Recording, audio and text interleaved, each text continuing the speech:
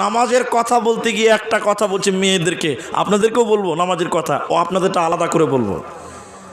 আল্লাহ বলছেন আমি মুমিনদের জন্য নির্ধারিত টাইমে নামাজ ফরজ করেছি। নামাজটা কখন ফরজ হয়েছে আল্লাহ করেছে? নির্ধারিত টাইমে। না মন মাতলাবি চলবে? নির্ধারিত। আমাদের দিকে আছে, আপনার দিকে আছে কিনা জানি না, তবে হ্যাঁ না বলবেন।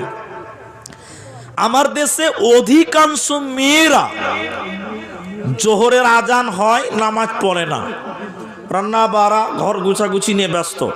ওই জোহরের আজানের পর একদম আসরের সময় জোহরের নামাজ পড়ে অধিকাংশ আমার দেশে মেয়েরা। আপনাদের দিকে এরকম আছে? আচ্ছা, নামাজটা আল্লাহ ঠিক টাইমে ফরজ করেনি, টাইম মতো না নিজের মতন চলবে?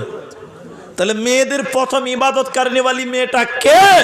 নবী বললেন যে মেয়েটা সঠিক সময়ে 5 ওয়াক্তের নামাজ কায়েম করবে, 2 রমজানের সিয়াম পালন করবে, রমজানের সিয়াম, তারপরে স্বামীর মালের হেফাজত করবে। এখন স্বামীর মাল বলতে কি বুঝেন আপনারা? টাকা পয়সা বাড়ি এগুলো স্বামীর মাল, তাই তো? জি না, ওইটাও ঠিক আছে, ওটা ভুল বলছি না। স্বামীর মালের মধ্যে সবচেয়ে বড় মাল হলো স্ত্রীটাই স্বামীর মাল, হ্যাঁ কি না বলুন? স্বামীর সম্পদ না? আমি আমার স্ত্রীকে টাকা দিয়ে মোহর দিয়ে আমি বিয়ে করে হালাল করেছি, সম্পদটা কার? কথা বলেন এরা? আমার। এখন আমাদের মধ্যে কিছু ভেড়া আছে বুঝলেন, বউকে একদম শাড়ি পরিয়েছে, শাড়ি ওটা মশারি,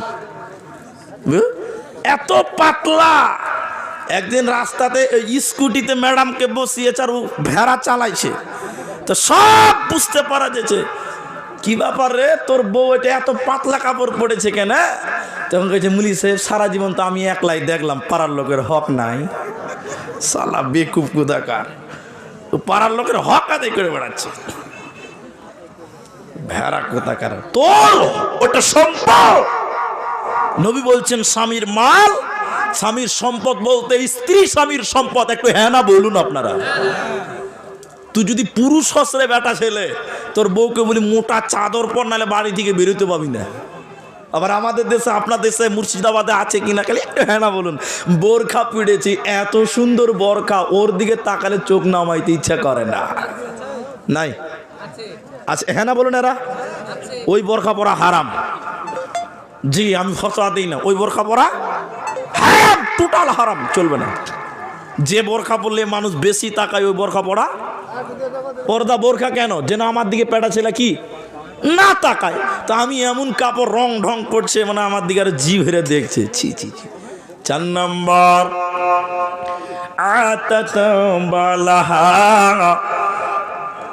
স্বামীর অধীনে স্বামীর ইতাআত করতে হবে, স্বামীর কথা মতো দুনিয়া করতে হবে, যতক্ষণ কোরআন হাদিসের বাইরে আদেশ না করবে।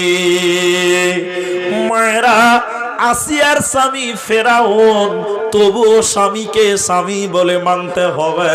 যদি সে কোরআনের বিপক্ষে অবস্থান নেয়, হাদিস কোরআনের বিপক্ষে স্বামী যতক্ষণ অবস্থান না নেবে, ততক্ষণ স্বামীকে স্বামী বলে মান্যতা দিতে হবে। এখন মেয়েরা ভাই এদিকে দেখেন, নামাজ পড়তে বলবেন নামাজ পড়বে, কোনো অসুবিধা নাই। রোজা রাখতে বলবেন রোজা রাখবে, কোনো অসুবিধা নাই। দান করতে বলবেন দান করবে, পর্দা করতে বলবেন পর্দাও আরা মোটামুটি করবে, কোনো অসুবিধা নাই। কিন্তু আপনি যদি ঘন ঘন নসিহত করেন, স্বামীর কথা মতো কিন্তু তারা চলতে চায় না। চলতে চায়? চলতে চায়? সব করবে মেয়েরা, কিন্তু বর্তমান স্বামীর কথা মতো চলবে না। আরে আপনারা এত কথা বলছেন কেন গো? আপনারা এত কথা কেন বলছেন গো? আপনারা চা খিলাবেন তো সবাইকে খিলান, না তো বন্ধ করে রাখেন। জি, তা আপনারা আমার দিকে দেখেন, ওটা ডিস্টার্ব হয়েছে না তো বলতাম না। কথাটা মুখটা বন্ধ রাখেন, তাইলে চলবে। বাস আপনারা কাজ করেন। এখন মেয়েরা সব করবে, কিন্তু স্বামীর কথা মতো চলতে চাই না। আপনারা জানেন কি না, আল্লাহ মেয়েদেরকে বানিয়েছে বাঁকা হাড় দিয়ে। কি এটা বলুন?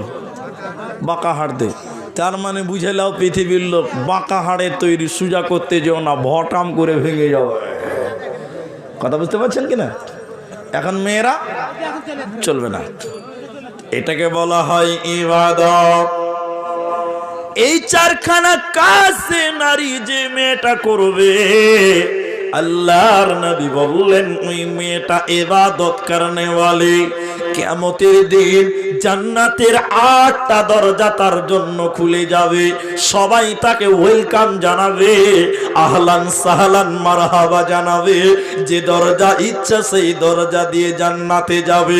অতএব বোন আমার, 5 ওয়াক্তের নামাজ পড়ো, রমজানের সিয়াম পালন করো, স্বামীর মালের হেফাজত করো, আর স্বামীর অধীনে তোমরা জীবন গড়ো, তাহলে তোমাদের জান্নাতের ভিতরে জায়গা হবে, কোনো চিন্তা হবে না।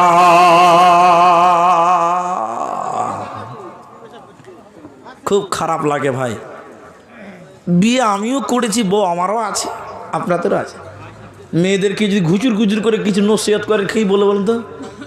সব তুমি জানো, আমি কিছু জানি না, আমার বাপ কিছু বলেনি। মানে অত জানে, মানে ওর চেয়ে হেড মুলবি মনে হয় আর কেউ নাই। দেখবেন আধ ঘন্টা পরে যে বেকাই থেকে গেছে, ও আর সোজা হচ্ছে না। হ্যাঁ কি না বলো? সারা জীবন আপনাকে মেয়েটাকে সোজা করে চলতে হবে। ওই 3 চাকার রিক্সা ছিল এক সময়, রিক্সা ছিল না, এখন আর রিক্সা নাই, টোটো বেরিয়েছে। টোটো যারা রিক্সা চালান দেখেছেন বা চালিয়েছেন জানেন, রিক্সা দেখবেন খালি টেढ़া না। নতুন ড্রাইভার কিন্তু রিক্সা চালাতে পারবে না, ও খালে ফেলবে, খালি বাঁ দিকে কাটবে না। তো মেয়েরা সংসার করবে বটে, খালি রিক্সার মতন টেরা, হ্যান্ডেল ধরে রাখতে হবে। মাঝখানে আর একটা কথা বলি, আইনুল বাড়ির নাম শুনেছেন আপনারা? হাফেজ আইনুল বাড়ি রাহেমাহুল্লাহ নাম শুনেছেন? আমি ওই মাদ্রাসার ছাত্র ছিলাম, ঘুরিসা মাদ্রাসা নাম শুনেছেন হয়তো, ঘুরিসা আলিয়া মাদ্রাসা, বীরভূম জেলার একটা বিরাট সরকারি মাদ্রাসা। তো এটা শুনেছি মাত্র। এক মাদ্রাসার হেড মুলবি বুঝলেন, ওই ঘুরিসা মাদ্রাসার, আমরা শোনা কথা বলছি, কথাটা শোনা, বিরাট বড় মাদ্রাসা ঘুরিসা, আমি মাদ্রাসার ছাত্র, সরকারি আলিয়া মাদ্রাসা। তো ওই মাদ্রাসার কথা বলছিলাম যে হেড মৌলানা, যাক তিনি মারা গেছে, তাকে নিয়ে আর কথা বাড়াতে চাই না।